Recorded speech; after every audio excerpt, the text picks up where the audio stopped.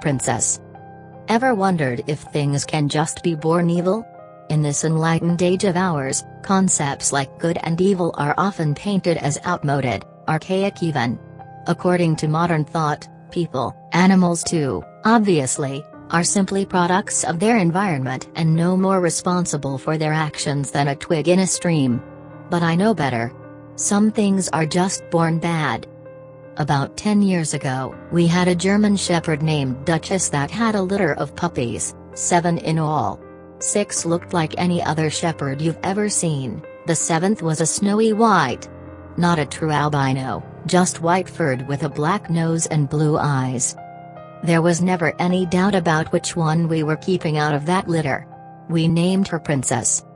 Before the end of 6 months, any plans we had about giving away or selling the others became a moot point, as all of the others were dead. We'd just find them at a rate of about 1 a month, not mangled or anything, just dead as if they died in their sleep. At first, we thought maybe their mother, it being her first litter and all, was accidentally crushing or smothering them. Later, we had no doubt as to what had killed them. Within a year, she came to dominate her mother, her father, tough old alpha that he was, and to a degree, us too. Her parents shied away from her. When we put out their food, she ate till her heart's content, unchallenged by the other two. Once I tried to shoo her away and let the other two eat. She snarled at me, baring those perfect white fangs to her incongruously black gums and loosing a growl so deep that I felt it in my guts more than heard it. After that, I left her alone too. I've often wondered if the parents of serial killers know they have a monster in the making. I mean, sure, some of them are to blame for how their kids turn out, products of fucked up households with systematic abuse of all possible flavors, but then there are the ones that seem to be true aberrations. It's those families I'm curious about. Do they smile and laugh and pretend that everything's fine? I know that we sure did. We downplayed the weirdness around Princess, tried to rationalize her behavior, the bizarre things she'd do, like killing rabbits and leaving them hung up in the bushes behind our house. Some dogs do that to show they love you, cats too, my father would say. To them, it's just bringing you food. To me, it looked like she was taunting us. Just like the puppies years earlier, not one of those rabbits ever had a mark on it. Princess, just like her mom and dad, was well looked after and never hurt for a meal, so it wasn't as if she were hunting for food. Her innumerable kills were always untouched. No, the only thing I ever saw her eat was a kitten. We had some feral cats in the woods around our house and one mama cat had a litter in our tool shed. Feral really is stretching it, most of them were tame enough to be petted, this mama being among them. I returned home from school one day and headed around back to look in on them. The door to the shed was open and inside I found Princess, her jaws pink from her feast. As she devoured that last kitten, her beautiful blue eyes never left mine. The mama we found displayed on what I'd come to think of as the rabbit bush. The tipping point came that same year when we found her sire dead. He was the best dog we'd ever had, that we ever will have. We woke one Saturday morning to find him in the backyard lying dead without a mark like so many rabbits before him. I can count the number of times I ever saw my father cry on one hand. That was one of them. That was also when we found out how she killed so cleanly. She strangled her prey. Like a jaguar. The fur at her father's neck was still wet with her saliva. We spent that morning burying that good old faithful dog, and then he sent me and my mom away on some pretense. No words were spoken, but there was no doubt about what he intended to do. I'm sure that there are some of you reading this that will find the notion of putting an animal down to be abominable, but what other options did he have, really? Take her to an animal shelter? Give her to some other family? Who could do that and go to sleep with a clear conscience? As it turned out, we weren't getting any sleep that night regardless of our decision. We spent that afternoon at my uncle's house. Once when I came in from playing to get a glass of water, I overheard my mom telling my uncle that she sometimes wondered if the dog was possessed or something. I'd sometimes wondered the same thing. Later that evening, not long before sunset, we got a call from Dad. Apparently, the deed was done. By the time we arrived home, he'd already washed up and changed clothes, but there was little he could have done to hide his wounds, even less to hide the haunted look in his eyes. Both his arms and one leg were bandaged, and that was bad enough, but what stuck with me all these years later was just how terrified he looked. It wasn't until I'd actually been through combat that I recognized that expression. It's how men look after they've stared death straight in the face. My father never talked about it, but he'd drafted a friend from up the street to come help, and it's from him that I get this part of the story. Princess was many things, bloodthirsty and evil chief among them, but stupid wasn't among them. In that, if nothing else, she took after her father. Her dad, Rocky, was famous for letting himself into the house if it was storming out. He'd figured out how to paw open the sliding glass door out to the patio. What was really astounding is that he also had the presence of mind to close it behind him. Not being stupid, she knew something was up and made herself scarce, disappearing into the woods. Dad, not wanting to put this off and being in full-on revenge mode, called his friend from down the road and filled him in, so off on the hunt the two of them went. In his own words, she was laying for us. If it sounds absurd to say that Princess lay in ambush, then I've failed at conveying just how wrong everything about her truly was. She led them on a chase through those woods, barking whenever it seemed the stupid humans had lost her again. Then she laid up beneath an overhang on the creek bank just where the path crossed it and waited.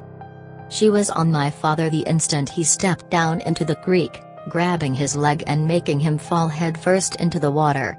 Then she went straight for his throat. My dad had already lost his rifle at that point, and he grabbed her with both hands to try to fend her off, wrestling with 115 pounds of teeth, claws, and muscle in a foot and a half of water, Princess savaging his arms all the while. At some point, he managed to work his legs up between him and the dog and kick her away from him, providing his friend with a clean shot, which he took, catching Princess through the chest. He put a second round through her head point blank. He then helped my dad back home and to the emergency room, telling him he'd go back to see after Princess once they got home. She can rot where she is, was all my dad had to say on that subject. After they got back from the hospital, our neighbor went back on his ATV to pick up Princess for burial. He was a dog lover like us, and it just didn't seem right to him to leave her. If he'd spent as much time tiptoeing around as we had, he might have felt differently. She flat wasn't there, he said. No blood trail. Nothing. He also said that after he'd been there poking around for a few minutes, he noticed something else strange: no birds. It was dead quiet, the way the woods sometimes get right before a bad storm blows in. Wisely, he got right the hell out of there. There was a storm coming, all right. That night, Duchess came pawing at the back door wanting in, something she'd never once done in all the time she'd been with us, and I had a dream. In it, I was playing football in the backyard with some buddies and ran over to where a bad throw had landed near Rocky's grave. As I reached for it, Princess's head shoved up out of the ground to grab my hand. I woke up with a jolt and was promptly scared out of roughly 10 more years of life by the silhouette of a German Shepherd in the hallway.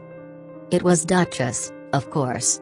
She was sitting in the hallway whining and wagging her tail nervously. She was looking back toward the front of the house. I walked over to her and placed my hand on her big doggy head and said, "What is it, girl?"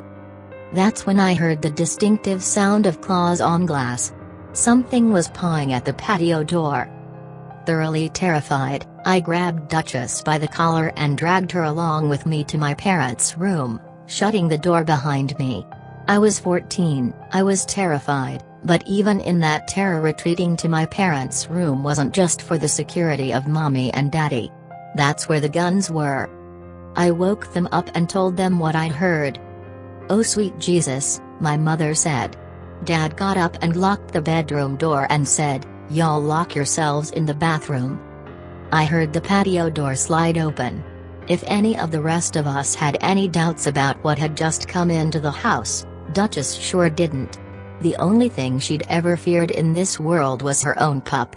A deep rumble of a growl vibrated in the floor beneath our bare feet and Duchess's bladder let go as if on cue. Mine wasn't far from doing the same. What followed was a 6-hour exercise in pure terror, punctuated by snarling attacks on the bedroom door, crashes through the rest of the house as Princess found more things to break, whispered prayers from my mother, and litanies of curses from my father as another of his attempted forays out of the bedroom were thwarted. We were without a phone. The one on my parents' nightstand was dead.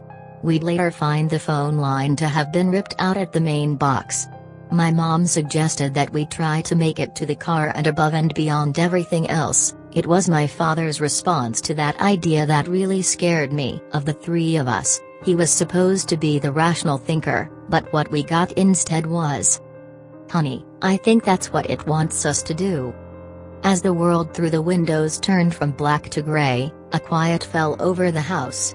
Mom and I watched through the windows, craning our heads in an attempt to get an eye on the patio door, but try as we might, the best we could manage was a view of most of the patio, more than enough concealment for a dog to slink in or out, even a big one like Princess.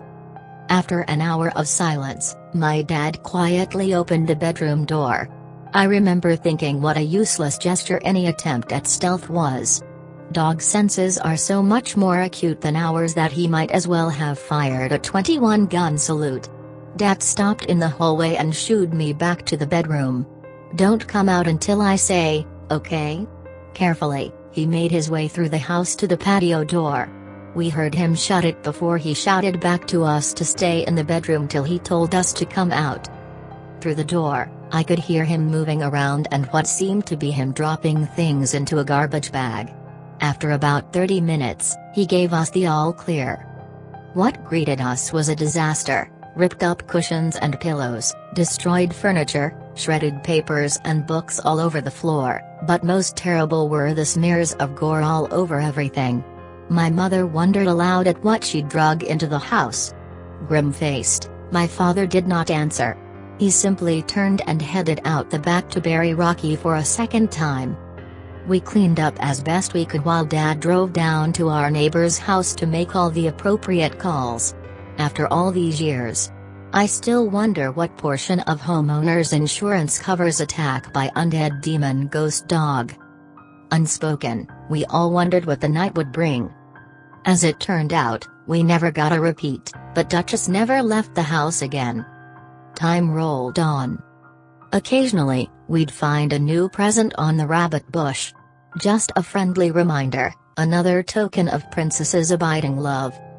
About 2 years into college, my dad called to tell me that our neighbor had passed. "Heart attack in his sleep, the coroner says," said my dad, but what we were both thinking was not a mark. There are plenty of nights where I wonder what the last thing was to pass before that old bachelor's eyes. I can guarantee you it stared right back.